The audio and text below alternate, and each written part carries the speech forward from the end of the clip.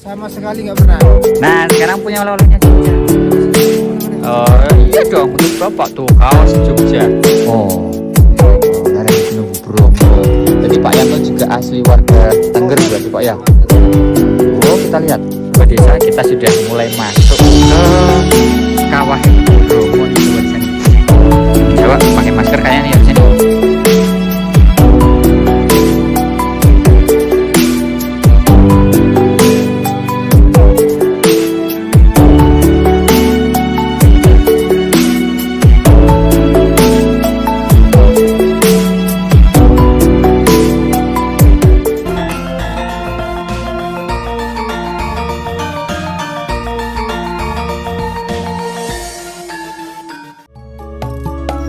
Assalamualaikum warahmatullahi wabarakatuh. Halo Sobat Desa, kembali lagi bersama Habib dan Zahwa di Cerita Desa Indonesia.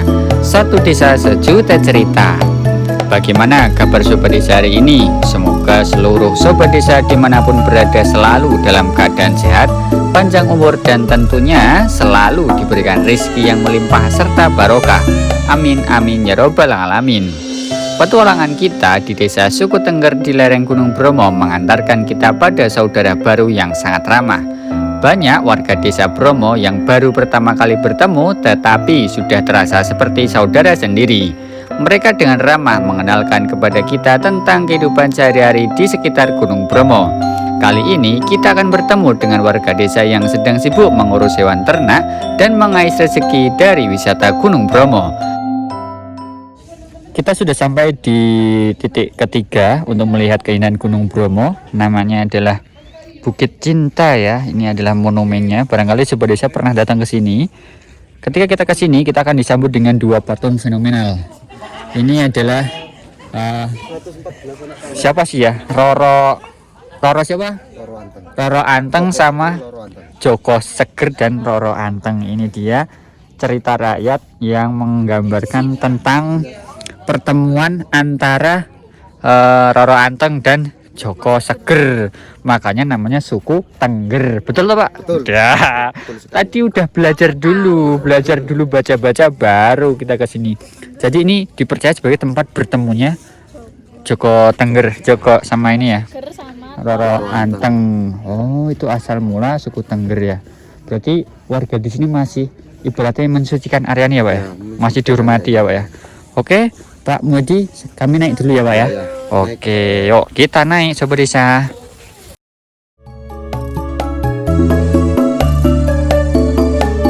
Sobat Desa, keberadaan suku Tengger di lereng Gunung Bromo tidak lepas dari sebuah legenda rakyat yang terus diceritakan turun-temurun, yaitu kisah Roro Anteng dan Joko Seger. Roro Anteng dan Joko Seger adalah salah satu anak yang lahir di sekitar wilayah Gunung Bromo. Pasalnya, Roro Anteng adalah anak dari Raja Majapahit, sedangkan Joko Seger adalah anak laki-laki salah satu masyarakat yang tinggal di lereng Gunung Bromo kala wilayah ini belum ramai penduduk seperti saat ini. Masyarakat seringkali memberi nama pada bayi mereka sesuai dengan kondisinya. Penamaan Roro Anteng diambil dari kondisi kelahiran bayi perempuan yang tidak menangis dan rewel. Begitu sebaliknya, pemberian nama untuk Joko Seger diberikan kepada anak laki-laki dengan suara tangisan yang sangat kencang sehingga mampu memecah kesunyian wilayah ini. Singkat cerita, Roro Anteng dan Joko Seger adalah pasangan yang sangat serasi. Sebelum mereka menikah, ada seorang raksasa yang ingin melamar Roro Anteng. Ia diminta membuat telaga di puncak Gunung Bromo semalam saja sebagai syarat untuk bisa menikahi dengan Roro Anteng. Tetapi sang raksasa gagal untuk membuat telaga tersebut. Sobat Desa, Jawa kecapean naik Bukit Cinta. Bayangin aja dulu tempat ini adalah pertemuan antara Roro Anteng dan Joko Tengger. Joko Tengger. Joko apa? Roro Anteng sama ya Joko itulah. Joko Seger. Oh, Joko Seger ya. Terkonfirmasi ya. Mungkin dulu mereka pas naik bukit ini belum ada tangga Jawa. Ya iyalah Mas. Masih prosotan kali ya. Nah, Sobat Desa, Backlight. semoga nggak backlight ya. Allah Oh, Akbar. gini aja. Nah, kita akan naik ke Bukit Cinta, di mana menurut kepercayaan cerita rakyat suku Tengger, ini adalah tempat bertemunya ya. Bertemunya siapa? Joko Seger dan Roro Anteng. Tidak seperti kita. Yang Pedakilan. Joko Pedakilan dan Roro Anteng. Oke. Masih banyak anak tangga tuh. Tuh. Jadi mending letter, guys. Oke ya. Kok ngejit. Wah, sobat desa, tidak ada orang di sini, hanya ada Habib dan Jawa dari Cerita Desa Indonesia yang sudah sampai di Bukit Cinta Jawa. Alhamdulillah. Kita sudah sampai. Sobat desa, ternyata Apa? di video sebelumnya yang Mas Habib bilang itu Gunung Kelut. Ternyata itu adalah Gunung Arjuna. Mana Gunung Arjuna? Oh, dikoreksi ya sobat desa, itu adalah Gunung Arjuna. Makanya kok aku nyari Gunung Arjuna kok nggak ada. Di mana? Ternyata Mas Habib yang salah. Oke Jawa, yuk kita terbangkan drone dari sini sembari sobat desa menikmati pemandangan dari salah satu desa juga yang kita kunjungi hari ini. Ada apa di sana dan ada apa dengan desa itu? Mari kita saksikan. Sembari menikmati pemandangan, jangan lupa untuk klik tombol subscribe dan gambar lonceng di bawah ini agar sobat desa tidak ketinggalan konten menarik lainnya dari Cerita Desa Indonesia.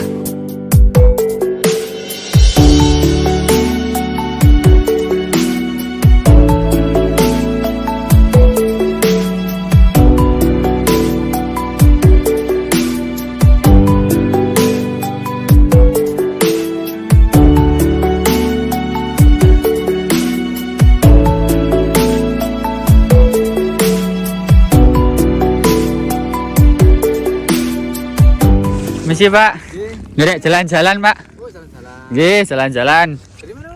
Kulo saking Jogja Pak. Jogja. Iya, motoran ke sini Pak. Oh, pakai motor. Iya. Anu, datang kan kemarin?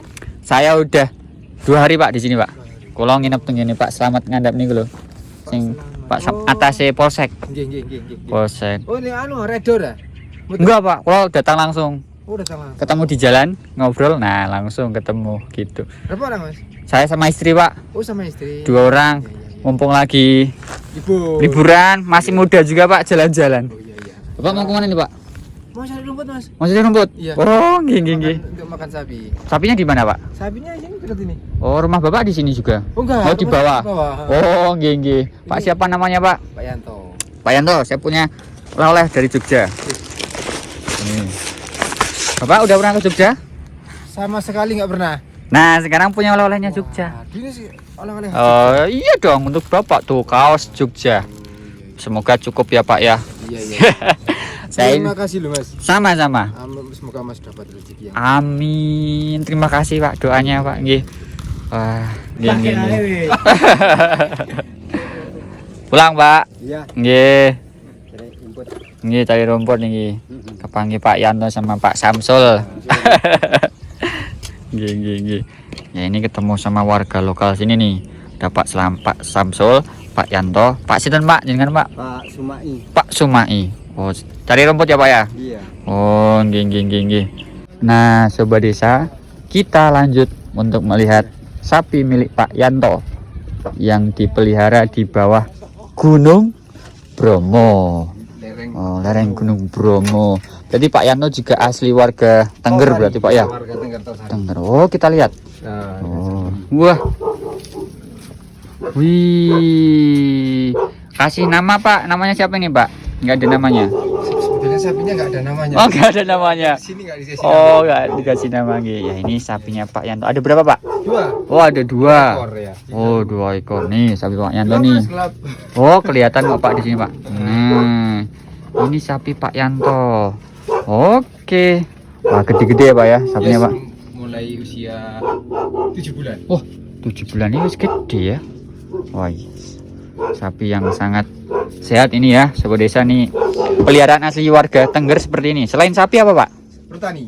Tani nggih. Ya. Nek kambing nggak ada Pak? Kambing sebenarnya ada tapi jarang di sini. Oh, tapi jarang nggih. Oh, iya. Sobat Desa, ladang pertanian tidak bisa dipisahkan dari warga suku Tengger. Pertanian sudah menjadi urat nadi kehidupan warga desa sejak zaman dahulu kala. Meskipun dikenal sebagai salah satu destinasi wisata dunia, akan tetapi warga desa tetap menjadikan pertanian sebagai sumber penghidupan utama sehari-hari. Mereka mampu mengolah lahan di sekitar lereng-lereng Gunung Bromo dengan maksimal tanpa merusak kawasan hutan lindung. Warga percaya bahwa kerakusan dan ketamakan bisa melahirkan kerusakan dan kebinasaan bagi makhluk hidup. Nah, Sobat Desa, tadi kita udah dirubung ya. Ya bukan karena ada apa-apa, Kak, tapi karena memang salah satu ciri khas warga desa itu adalah kerukunan dan keramahan. Jadi begitu mereka tahu kalau kita adalah orang asing, wah langsung ditunjukin di sana ada ini, di sebelah sana ada itu. Bahkan kita juga sempat dipersilahkan untuk melihat sapinya Pak Yanto dari lereng Gunung Bromo. Nah, Sobat Desa, akhirnya kita punya saudara di lereng Gunung Bromo. Jadi kapan-kapan kalau kita ada kesempatan datang ke Bromo, nah kita udah punya saudara di sini, Sobat Desa. Salah satu misi Cerita Desa Indonesia adalah membangun jaringan silaturahmi antar warga desa. Oke, kita lanjut jalan-jalan lagi. Sobat Desa, salah satu kesibukan Zahwa sekarang ini selain melihat pemandangan ya, itu adalah ngasih makan hewan peliharaannya. Tuh, Sobat Desa kalau mau tahu, tuh Zahwa itu kalau sebelum kemana-mana yang ditanya itu bukan udah siap atau belum alat-alatnya, tapi kornetku udah dikasih makan atau belum, kornetku udah di ini atau belum. Mana kornet? Wih, sini dong, dikeluarin dong biar Sobat Desa tahu kondisi kornet Wah, sekarang. kornet tertimpa pohon. Oh, ya ini kornetnya lagi makan Oh, brokoli. dia bangun tidur. Oh, bangun Dia mau tidur. bubuk lagi. Walah, ini majikannya ini tahu bener ya si kornet mau ngapain, mau mikno, mau makan, sampai mau pun juga dia tahu sepertinya nih ya. Nah, Sobat Desa, kita masih akan melanjutkan perjalanan ke tempat-tempat indah lainnya. Tadi kita sudah sempat melihat pemandangan desa Zahwa. Tadi kita juga sudah ketemu beberapa warga, udah kita kasih kaos juga sebagai kenang-kenangan. Nah, selanjutnya kita mau kemana, Zahwa? Kita akan mulai turun ya. Kita mau ke bawah. Dan sembari kita melakukan perjalanan, ikuti terus Cerita Desa Indonesia, karena ada Habib dan Zahwa yang akan selalu bercerita tentang kondisi desa di Indonesia. Cerita Desa Indonesia, satu desa sejuta cerita.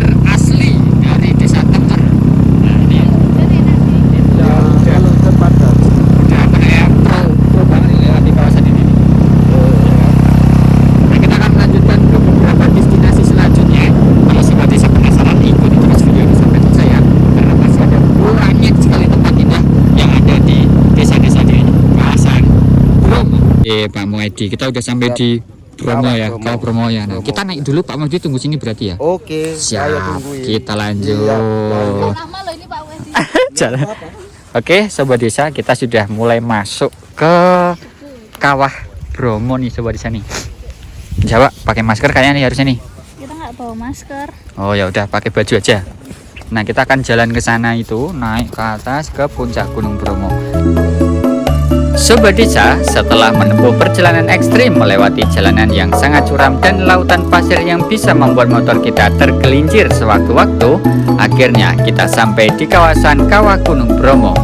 nampak warga desa sudah berjejer menawarkan berbagai jasa kepada pengunjung, mulai dari persewaan kuda, ojek motor, berbagai jenis makanan dan minuman, serta menjajakan berbagai jenis souvenir khas Gunung Bromo.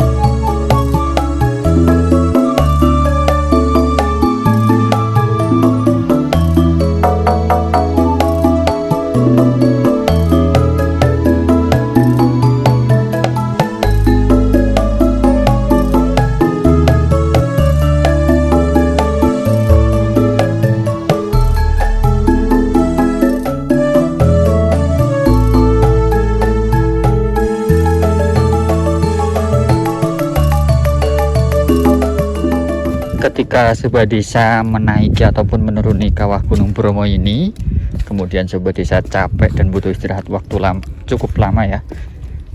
Nah, kita bisa memanfaatkan ini nih. Ini di setiap beberapa puluh tangga ada tempat untuk istirahat seperti ini. Dan ternyata ada Zawa yang masih ngapain kamu, Wak? Hah? Masih ngapain ini?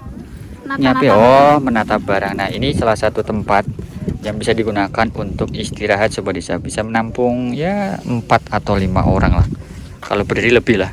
Nah, di sebelah kiri juga ada tuh, dan ini jumlahnya itu ada berapa ya, 1, 2, 3. Ada 3 sebuah desa nih, yang di bawah ini nih, seperti itu. Jadi kalau mau naik Bromo, pastikan tenaganya kuat ya sebuah desa.